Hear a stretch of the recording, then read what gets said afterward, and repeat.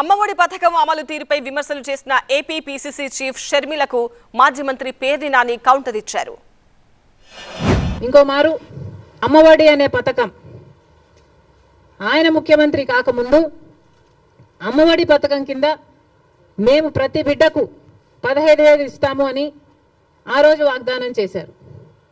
తర్వాత ముఖ్యమంత్రి అయ్యారు జగన్మోహన్ రెడ్డి గారు. ప్రతి బిడ్డకు 15,000 ఇవ్వలేదు, ఒక్క బిడ్డకు మాత్రమే. అంటే ప్రతి తల్లికి 15,000 అన్నట్టుగానే జగన్మోహన్ రెడ్డి గారు కూడా వ్యవహరించారు.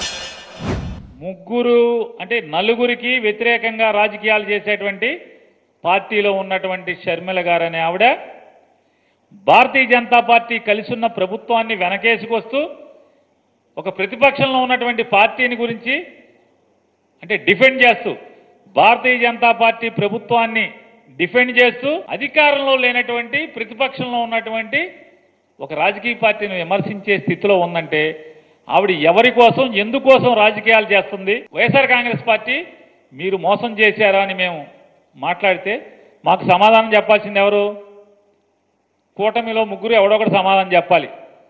వాళ్ళ కూటమి ఎవరు సమాధానం చెప్పకుండా కాంగ్రెస్ పార్టీ మాకు సమాధానం చెప్తుందంటే, కాంగ్రెస్ పార్టీ మమ్మల్ని విమర్శిస్తూ భారతీయ జనతా పార్టీ తెలుగుదేశం పార్టీ ప్రభుత్వాన్ని సమర్థిస్తుందంటే ఇక మీరు ఆ రాజకీయాలు ఏ స్థాయికి దిగజారి ఉన్నాయో, ఆ పార్టీ ఏ స్థాయికి దిగజారిందో దిగజారి రాజకీయాలు చేస్తుందో ఇంక నేనే సమాధానం చెప్పాలి.